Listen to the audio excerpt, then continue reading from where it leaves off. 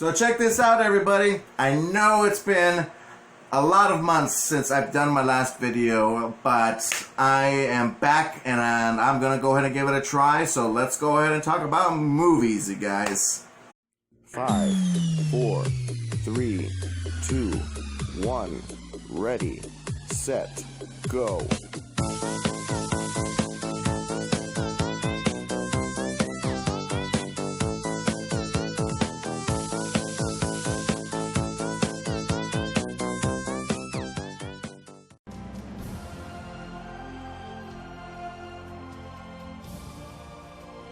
So I missed out on a whole lot of movies ever since I took some time off, just for some personal reasons. So now that I have the availability to go ahead and talk about movies with you guys, I figured I'd go ahead and talk about the most recent film that I went ahead and watched in theaters, which is none other than Disney's classic retelling of the story that we remember, the animated version back released in 1994, The Lion King. So we all know what The Lion King story is all about. It's one of Disney's most famous classic films ever made.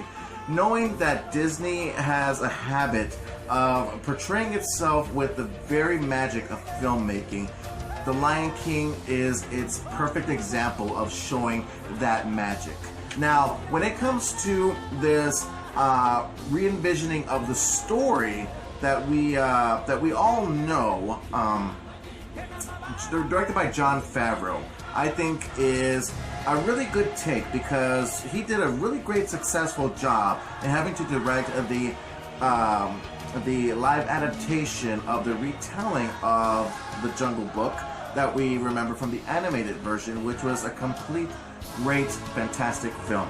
And we would figure that since Jon Favreau and his crew are coming back and having to do this new take on this story, you would think that it would be a great film. Well, there are a few back and forth takes as to what this film could be. Some say it's great, some say it's terrible. But for me, I would have to say I'm right around the middle. I enjoyed the film. I had a lot of fun. I did have some laughs. But unfortunately, I didn't find that the movie was very suitable for me. I didn't feel as if there was any significant importance to this film being made. Since the fact, one for starters, is that this film is shot by shot from the animated film. And don't get me wrong, as much as me being a movie lover, I'd have to admit that no movie has any significant importance of being made only for entertainment purposes. So, but when it comes to having to retelling the same story over again, only the fact of it being a live adaptation, a lot of people are going to say that this is a CG version of the film. But for me, since there's no way in having this movie being an actual 100% live adaptation, I'm gonna go ahead and just call it a live adaptation. I remember when I was a child, and I told myself that I would really love to see what a live adaptation of The Lion King would be. So having to watching this in the theaters a couple of days ago with my wife, like I said, I had a great time, a lot of laughs and stuff, but no movie is perfect, and I find that this movie had a lot of flaws with it. And nowadays when we're getting these live adaptations of these classic animated Disney films, getting back on the big screen, getting some different story arcs added onto the film. It's like, say for example, Beauty and the Beast. You had some shot-by-shot sequences of the film thrown into there, and along with some additional sequences being included into the movie. But I didn't really find it to being that highly satisfying on saying that I really do wish that they would have done their own thing. And instead of having to being an exact copy, because other than that, there really isn't any particular reason for it to be made. Only the fact of it being a live adaptation film. Like, say for example, I love on how this cast was really casted. When I first heard about the announcement of this movie being made, but having to hear their voices, it doesn't really sound that realistic. It sounds very fake. It sounds like they're just reading off of the script.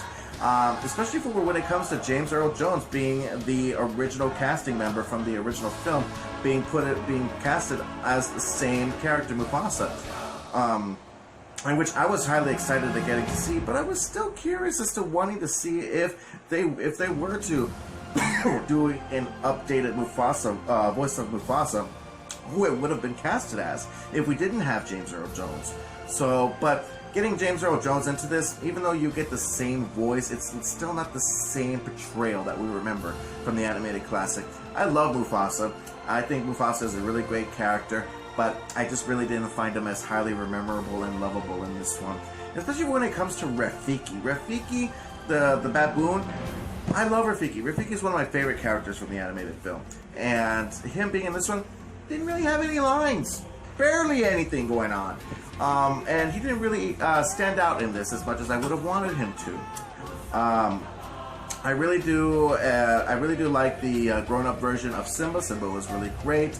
But the younger version, I really didn't like it at all. I mean, I didn't really feel like I was actually watching a younger type of Simba. But the Simba grown-up version, which is by, what's his name?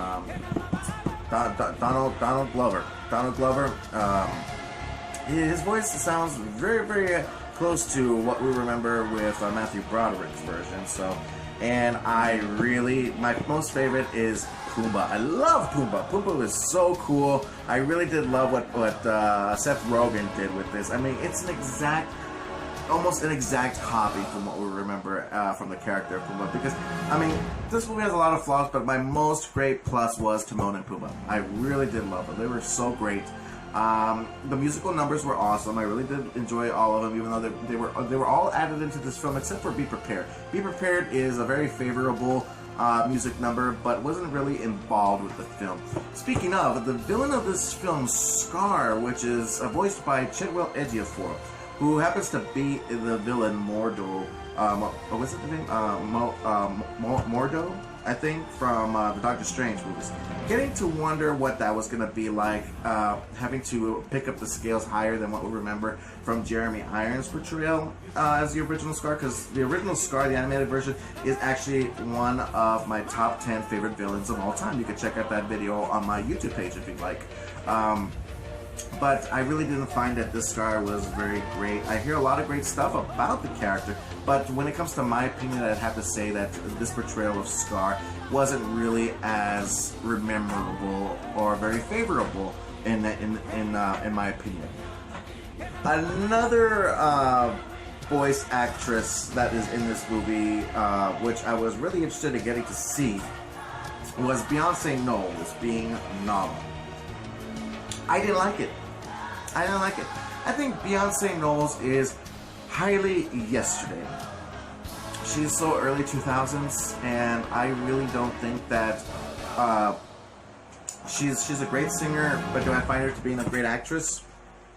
Not really. When I hear Nala's voice, all I hear is Beyonce. I don't feel, like I said, the voice actors portraying into this film, I don't see any acting going on. I only hear them reading off of a script.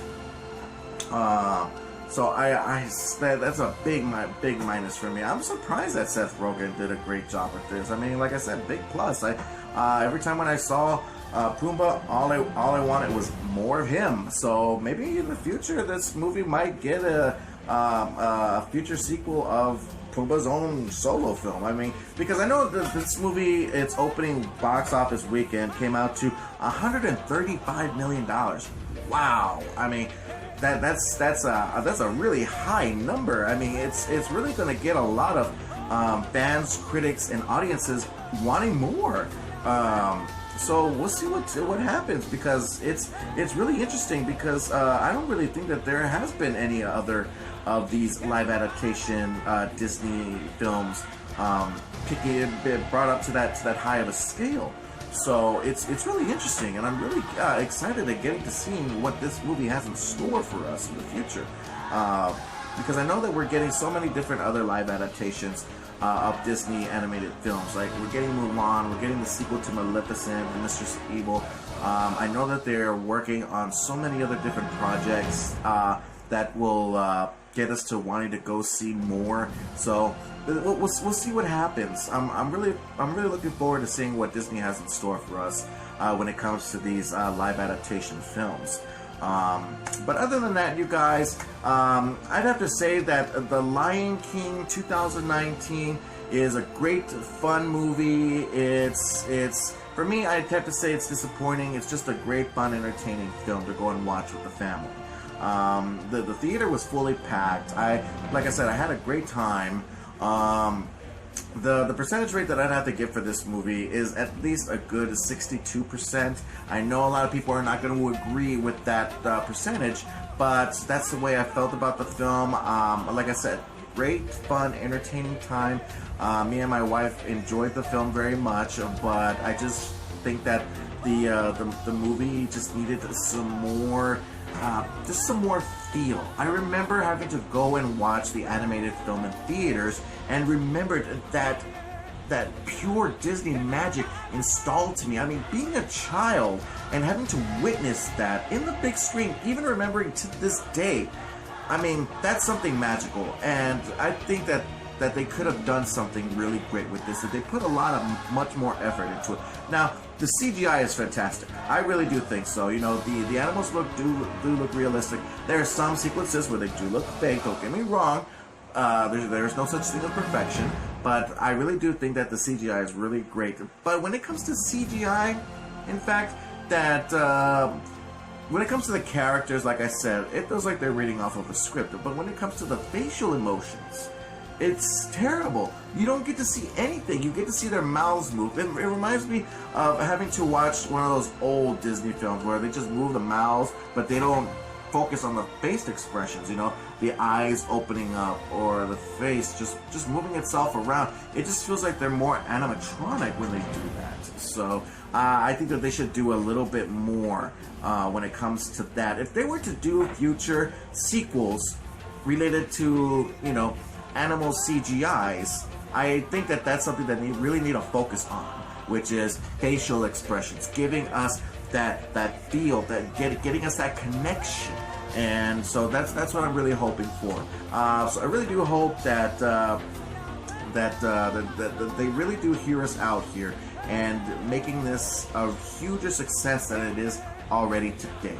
So that's my review for Disney's The Lion King 2019. What do you guys think? Did you guys go and check it out in theaters? If not, go ahead and do so. And when you're done, check out my video. Let me know what you guys think by looking me up on YouTube and on Facebook at Awesome Joe Movie Reviews. Don't forget, you could also check out some more of my videos, movie reviews, video commentaries, trailer reviews, and so on and so forth. So just go ahead and do so. But other than that, you guys, I'm Awesome Joe. Thank you guys so much. Keep on living the dream, and as always, stay awesome. Thank you guys so much once more again, and I will see y'all in the next video. Bye.